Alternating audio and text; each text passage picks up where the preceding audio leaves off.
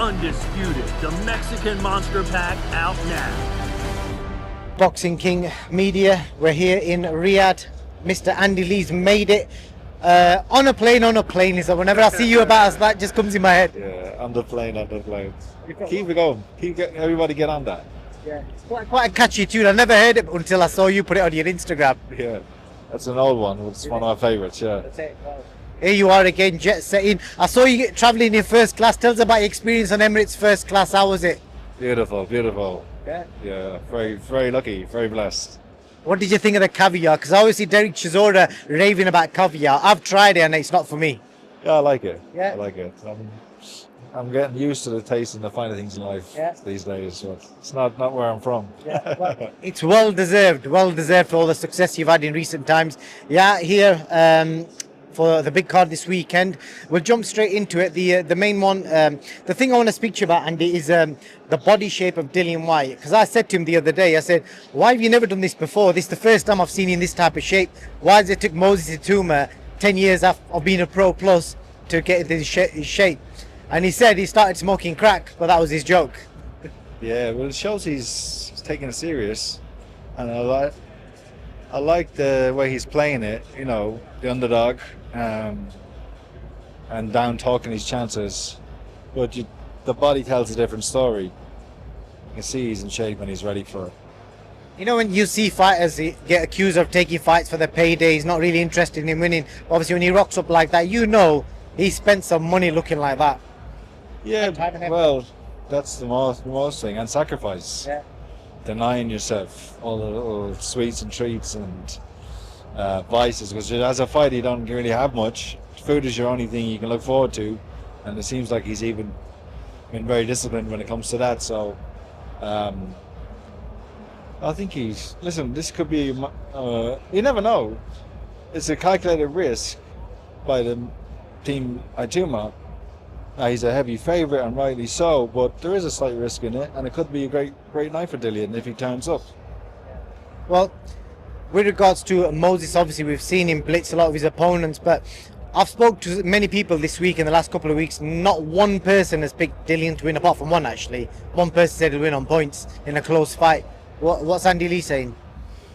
You can't bet against Moses. Youth, activity, speed, height.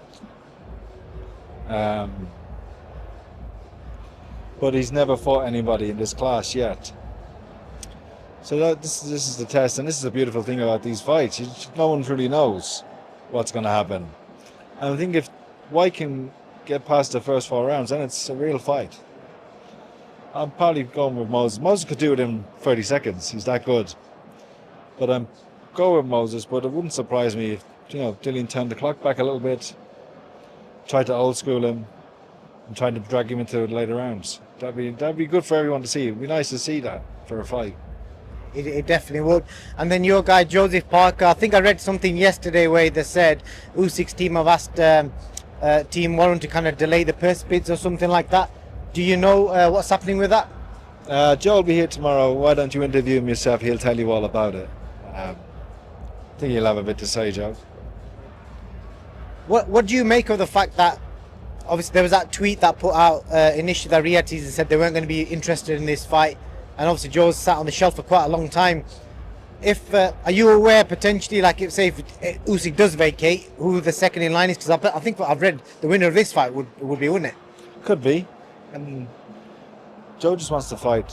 He's shown, his history shows that he'll fight anybody. So if it's the winner of this or Usyk or whoever else, just give the man a fight. Ben Whittaker's back in the gym. Has he got a date? Not yet, no date, but he's training. Just come over to support Paddy, do a bit of training, and you just reminded that in a few days we're together how talented he is and how good he is. And well, he can do anything, that guy. He can go anywhere in this sport. I want to be in your gym when you've got Paddy there, Hamza and Ben Whittaker and Joe.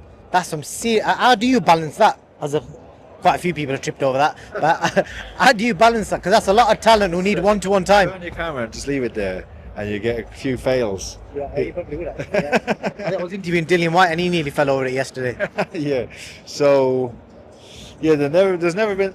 I want to get a photograph, all of them together, like the four boys, like Emmanuel Stewart style. Get them in their fight trucks, and I'll be in the middle. That'll be nice. I'll have a nice suit on. That'll be a good photograph. You probably can't appreciate it now, but I'm not joking. 50 years time, people are going to look back and say, fucking hell, Andy Lee coming from Manuel Stewart, and look at the fighters he had around him. Some serious talent. But do you kind of look at that and think, not pinch yourself, but obviously, how do you assess it? I don't it's been incredible the last few years.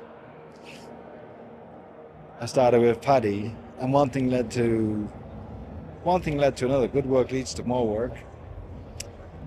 But I've been selective in the fighters I've chosen to train, or who I've been able to train. And I couldn't have picked four better people and 4 better fighters. Nice kids as well. Oh, that's what I meant. That was the first thing I said. So, it's just sometimes I pinch myself to say how lucky I've been, or how people think it's been plotted or it was a wise move here and there. No, it just kind of happened that way and fell into place, and it's humbling and it's a blessing. A lot of work. We work hard, but we enjoy that.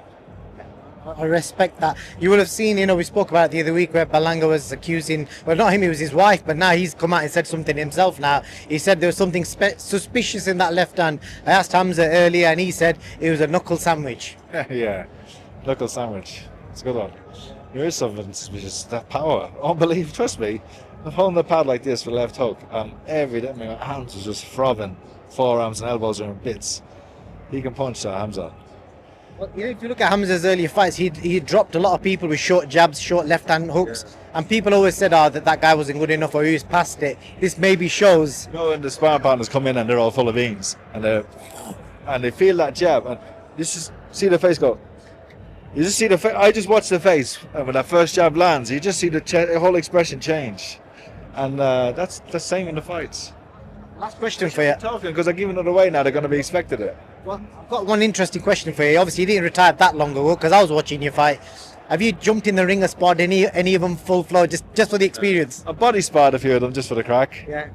But no, don't think you should ever break that boundary. Coach and fighter. And you should never spar. And listen, if they were together, I'd probably never let any of them spar each other either. Because they're all individuals, and there's no one better than anybody else in my gym, and no one gets more preference than anybody else in my gym. Each of them have their own time. They're individual. The training is tailored to them individually, and that's it. I don't think you should ever cross that. There's a certain barrier or boundary. Okay, yeah. You should never cross it. I look forward to popping over to see you soon. But yeah, that's it really, Andy. I'm trying to think. I've not really missed anything else. There's nothing in the Tyson Fury world other than I think he retired last time I heard again. But that's it really. He looks very happy. He does, yeah. He looks very happy. It's great to see him. I take a lot of pleasure in seeing it. I'd still like to see him back in the ring though. Your opinion on the AJ Jake Paul stuff? Because I thought it was a bit of a blag to be fair. But Eddie Hearns told me today it could happen the first part of next year. Apparently, it's going to happen. It seems. Anybody, listen, money makes the world go round, and anybody with a chance to make that type of money would fight, like in Anthony Joshua, would fight anybody. The money they're going to make is obscene, so I can't knock him for that. It doesn't help the integrity of the sport, probably not, but this is just show business as much as a sport, and that's what it will be, a big show. Mr. Andy Lee, always a pleasure. Appreciate your time, brother.